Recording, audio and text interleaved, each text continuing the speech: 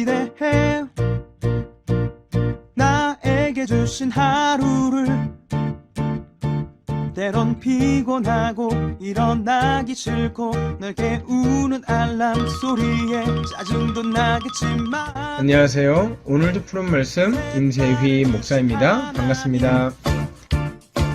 주무시지 않고 나를 지키셨네. 오늘을 나에게 주셨네. 새 말씀 안에 주가 주신 사랑과 은혜와 능. 오늘 하나님께서 우리에게 주시는 말씀은 히브리서 6장 11절부터 15절까지의 말씀입니다. 우리가 간절히 원하는 것은 너희 각 사람이 동일한 부지런함을 나타내어 끝까지 소망의 풍성함에 이르러 게으르지 아니하고 믿음과 오래 참음으로 말미암아 약속들을 기업으로 받는 자들을 본받는 자 되게 하려는 것이라. 하나님이 아브라함에게 약속하실 때에 가르쳐 맹세할 자가 자기보다 더 큰 이가 없으므로 자기를 가르쳐 맹세하여 이르시되 내가 반드시 너에게 복주고 복주며 너를 번성하게 하고 번성하게 하리라 하셨더니 그가 이같이 오래 참아 약속을 받았느니라. 아멘. 오늘 히브리서 기자는 6장 1절에서 8절까지 말씀을 통해서 배교하지 말아라, 배교에 대해서 경고를 한 후에 약속을 소망할 것을 촉구하고 있습니다. 오늘 본문을 보면 한 사람이 등장하는데요. 그가 아브라함입니다. 아브라함에게 하나님께서 약속하셨고 그 약속을 이루어 주셨는데 아브라함이 그 약속을 그냥 받게 된 것이 아니라 15절 말씀 보니까 오래 참아 약속을 받았다고 말하고 있어요. 오래 참아서 약속을 받았다. 여러분 13절 보니까 하나님이 아브라함에게 약속하실 때에 맹세할 자가 자기보다 더 큰 이가 없다고 말씀하셨어요. 여러분 우리나라 사람들이 흔히 쓰는 표현 중에 하늘에 대고 맹세한다 이런 표현이 있잖아요. 이게 예전에는 하늘하면 하늘님, 그러니까 일종의 절대자를 상징했잖아요. 지존자를 상징했단 말이에요. 그러니까 하늘에 대고 맹세한다는 것은 하늘님이 보고 있기 때문에 내가 이 맹세를 꼭 지킨다, 그 표현이거든요. 그런데 오늘 성경에서 아브라함에게 맹세하실 때 맹세할 자가 자기보다 더 큰 이가 없다. 하나님이 맹세하는데 하나님이 맹세를 하고 싶은데 하나님보다 더 큰 자가 없다는 거예요. 그러므로 자기를 가리켜 맹세를 했대요. 여러분 이게 얼마나 큰 약속입니까? 하나님이 우리하고 한 약속을 지키기 위해서 맹세라도 하고 싶은데 하나님보다 더 큰 자가 없으니까 자기 스스로 맹세하는 거예요. 자기를 걸고 맹세하는 거죠. 그래서 구약에서 아브라함이 하나님과 언약을 맺을 때 어떻게 합니까? 새를 양옆에 쪼개놓고 횃불이 지나가지 않습니까? 그게 무슨 의미가 있습니까? 이 언약을 지키지 않았을 때 새가 두 개로 쪼개진 것처럼 쪼개져도 할 말이 없습니다. 이런 뜻이거든요. 그런데 언약의 주체자는 하나님이었단 말이에요. 아브라함이 주도적으로 맺은 언약이 아니라 하나님이 주도적으로 끌고 가신 언약이란 말이에요. 그러니까 그 언약의 의미는 하나님께서 이 약속을 만일 안 지킨다면 내가 새처럼 쪼개질게, 찢어질게, 이 약속을 하신 거거든요. 그러니까 하나님이 약속을 안 지킬 리도 없지만 이 자기를 걸고 맹세하고 싶은 거예요. 여러분 동일한 맥락으로요, 그 아브라함 언약을 오늘 히브리서 기자가 예를 들고 있다고요.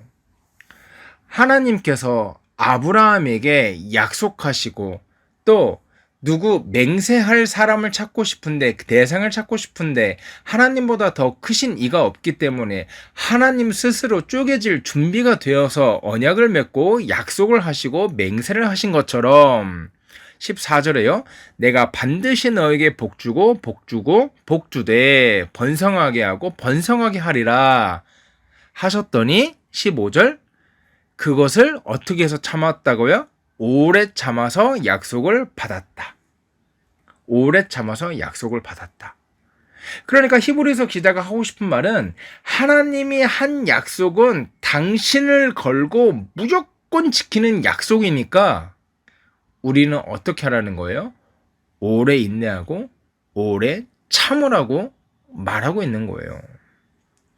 여러분, 왜 이렇게 말할 수밖에 없었는가? 제가 수요 예배 때도 설명을 한 적이 있는데, 이 당시에 초기 기독교인들이 받는 핍박과 박해가 상상을 초월했다는 거죠. 생계가 흔들리고 가정이 무너질 위기에 처해 있었고, 수많은 사람들의 조롱과 핍박과 수군거림과 손가락질을 온전히 감당해야 하는 상황에 놓여 있는 사람들이 초기 기독교인들이기 때문에 이 히브리서 기자는 그들에게 배교하지 말라, 너희의 믿음을 굳게 지켜라, 이렇게 촉구하고 있는 것입니다. 그리고 오늘 본문에서 너희가 오래 참고 조금만 더 참고 조금만 더 힘을 내면 아브라함이 하나님의 복을 받고 하나님께서 맹세한 것을, 그 소망을 이루어 주신 것처럼 너희에게도 하나님께서 복을 주시고 하나님께서 너희의 소망을 들어주실 것이다, 이루어 주실 것이다. 오늘 그 약속을 하고 있다는 것이지요. 그러면서 히브리서 기자가 인내해야 하는 성도들을 향해서 몇 가지 권면을 합니다. 12절 한번 보시겠습니까? 이렇게 말하고 있어요. 게으르지 아니하고 믿음과 오래 참음으로 말미암아, 이렇게 말하고 있습니다. 게으르지 아니하고 믿음과 오래 참음으로 말미암아, 이렇게 말하고 있어요. 첫 번째, 우리가 이 땅의 나그네 길을 살아갈 때 취해야 할 첫 번째 태도, 게으르지 아니하고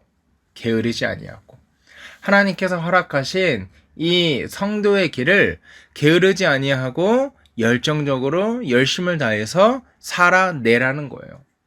핍박이 찾아오고 고난이 찾아오고 혼란이 찾아올지라도 그 가운데 주저앉아 있지 말고, 그 가운데 절망하지 말고 열심으로 게으르지 아니하고 인생을 살아내라는 권면을 하고 있는 것이죠. 그런가 하면 무슨 약속을 하고 있습니까? 믿음과 오래 참음으로. 여러분, 믿음과 오래 참음은 분리할 수 있는 개념이 아니라 함께 가야만 하는 개념입니다. 왠지 아십니까? 믿음이 있어야 오래 참을 수 있기 때문이에요. 믿음이 없으면 오래 참는 것이 너무나도 힘들기 때문입니다. 여러분, 한번 상상해 보십시오. 생각해 보십시오. 사방에서 우겨쌈을 당하고 수많은 조롱과 손가락질에 그를 괴롭히는 상황 가운데 믿음이 없이는 이것을 어떻게 견뎌낼 수 있겠습니까? 주님께서 내 눈물을 닦아주시고 나에게 적절한 보상을 해주시고 나의 소망을 이루어 주실 것이다. 이 믿음이 없으면 우리가 고난받으면서 살아가는 도대체 무슨 의미가 있겠습니까? 그렇기 때문에 히브리서 기자는 믿음과 오래 참음, 이 두 단어를 연결시켜서 너희가 오래 참을 수 있는 것은 믿음이 있기 때문 아니냐. 그렇기 때문에 이 믿음 버리지 말고 오래 참음으로 하나님께서 우리에게 허락하실 소망을 기대해라. 우리의 결론이 손가락질 당하는 것도 아니요, 조롱당하는 것도 아니요, 핍박당하는 것도 아니니 하나님께서 주시는 소망 붙들고 믿음으로 오래 참으며 이 길을 끝까지 견뎌내자, 그 촉구를 하고 있다는 것이죠. 사랑하는 여러분, 저와 여러분도 바로 이 소망 붙들고 살아가기 원합니다. 이 땅에 나그네 길을 살아가면서 성도로 살아가는 것이 때론 힘들고 외롭고 가기 싫을 때가 너무나도 많지만, 더 재밌는 것들이 너무나도 많지만, 그럼에도 불구하고 믿음을 가지고 이 광야의 길을 묵묵히 다 견뎌냈을 때 하나님께서 우리에게 허락하실 소망과 또 언약을 기대하시기 바랍니다. 이 언약과 소망 붙들고 또 하루 살아가는 저와 여러분 되기를 주의 이름으로 소원합니다. 이 시간 기도하실 때 하나님께서 믿음 허락하여 주시옵소서. 하나님께서 주시는 이 믿음 가지고 오래 참으며 견디며 살아갈 수 있도록 인도하여 주시옵소서. 이렇게 기도하고 오늘 하루 힘차게 살아가는 저와 여러분 되기를 주의 이름으로 소원합니다. 함께 기도하겠습니다.